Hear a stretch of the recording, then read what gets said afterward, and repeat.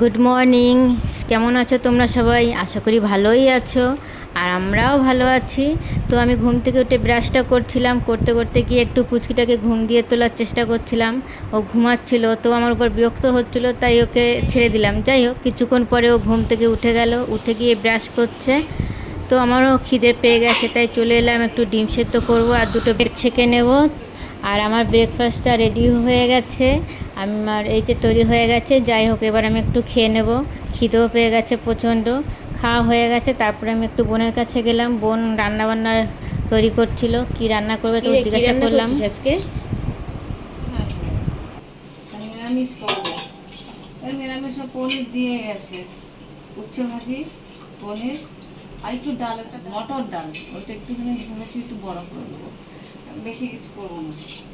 ঠিক আছে, বড় করে বা রান্না করলেও চলবে, শাইনি যেভাবে খেতে পছন্দ করে হবে।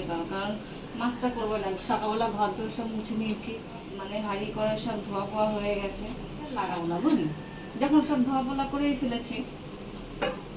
তো রান্না করবে বলে একটু মিক্সারে মশলাটা পেস্ট করে নিচ্ছিল, পেস্ট করা প্রায় হয়েই গেছে। আর ওদিকে আমাদের পুচকিটাও পড়তে বসেছে, তো ওকে জিজ্ঞাসা করছে কি লিখবে না লিখবে। তুমি কি লিখছো? নাম তার মতিবুল 10 লাইন লিখবে, ঠিক আছে?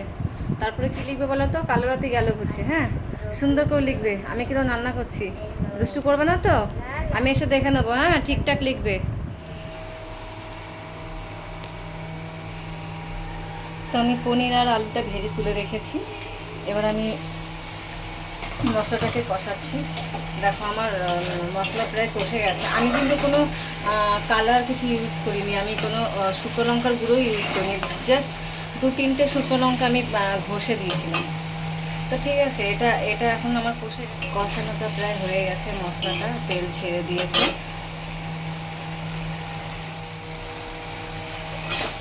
এবার আমি আলুগুলোকে দিয়ে একটু জাস্ট কষিয়ে নেব, যাতে আলুটা একটু সেদ্ধ সেদ্ধ হয়ে যায়।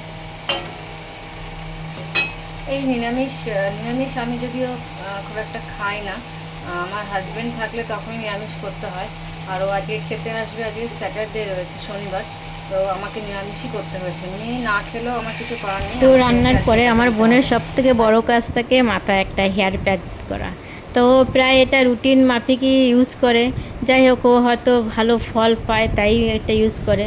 হেনা দিয়ে, ডিম দিয়ে, পেঁয়াজের রস দিয়ে, যাই হোক অনেক কিছু করেই ও তৈরি করে এটাকে মাখে। তো এটা মাখার পরে স্নান করে আসবে, তারপরে আমরা দুপুরবেলা লাঞ্চ স্নান করা হয়ে গেছে, এবারে ওরা খেতে বসে গেছে। তো পুচকিটাকে একটু খাইয়ে দিচ্ছিলো, কেননা পুচকিটা বেশি নিজের হাতে খেতে চায় না, ওকে খাইয়ে দিতেই হয়। তো ওরা খাচ্ছিল, কিন্তু আমি আজকে ওদের সাথে খেতে বসবো না, কারণ আমার একটু কাজে দেরি হয়ে গেছিলো। আর এখন আমার স্নান হয়নি, এরপরে আমি এখন স্নান করতে যাব, তারপরে এসে খেতে বসবো। তো স্নান করে চলে এলাম, এসে এবার আমি একা একাই খাচ্ছি। আজকে ওরা আর নেই, ওদের খাওয়া হয়ে গেছে, আমি একা একা বসেই খেয়ে নেবো আজকে। আর আমার দুপুরের মেনুতে ছিল কচুরলতি ভাজি, বরবটি আলুর তরকারি আর মাছের ঝোল। খেতে খেতে দেখি এদিকে বৃষ্টি শুরু হয়ে গেছে, তো আমার তো এখনও খাওয়া হয়নি। তো আমি তাড়াতাড়ি করে দুটো খেয়ে নিয়ে হাতটা ধুয়ে চলে গেলাম বাইরে, কেননা বাইরে অনেক জামা কাপড় শুকো দেওয়া ছিল। ঠিক বাইরেও ছিল না, দেখো বৃষ্টি শুরু হয়ে গেছে। আর এখন শ্রাবণ মাস, এখন হঠাৎ কখনো রোদ কখনো বৃষ্টি, সারাটা দিন এভাবে করেই চলে। জামা কাপড় শুকো দেওয়া তো খুব মুশকিল হয়ে গেছে। তো আমার এখানটা জামা কাপড় শুকো দিতে আমার অসুবিধা একটা হয় না, অল্প কিছু থাকলে এখানেই দিয়ে দিতে পারি, যেহেতু বৃষ্টির জলটাও লাগে না। কিন্তু জোরে যদি বৃষ্টি হয় তাহলে জাল না দিয়ে কিন্তু জলের সিস্টার ঢুকে যায়, জামা কাপড়গুলোকে ভিজিয়ে দেয়। সেই কারণেই নিতে আসলাম জামা কাপড়গুলো।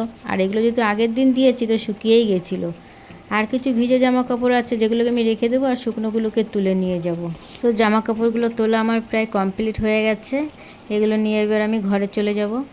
তো যেতে যেতে দেখছি আমাদের 3টে মুরগি দেখো খাঁচার ভিতরে রয়েছে, বৃষ্টি হচ্ছে বাইরে, ওরা খাঁচার ভিতরে বসে বসে সুন্দর করে খাচ্ছে। আর বাইরে তো বৃষ্টি হয়েই যাচ্ছে, এখনও থামছে না বৃষ্টি। যখন তখন বৃষ্টি শুরু হচ্ছে, এই রোদ উঠছে, বৃষ্টি হচ্ছে, বেশ সুন্দরই একটা আবহাওয়া চলছে এখন। তো ঘরে এসে আমি জামা কাপড়গুলো ভাঁজ করে নিলাম, আর তোমরা আমাদের চ্যানেলটা সাবস্ক্রাইব করে নিও।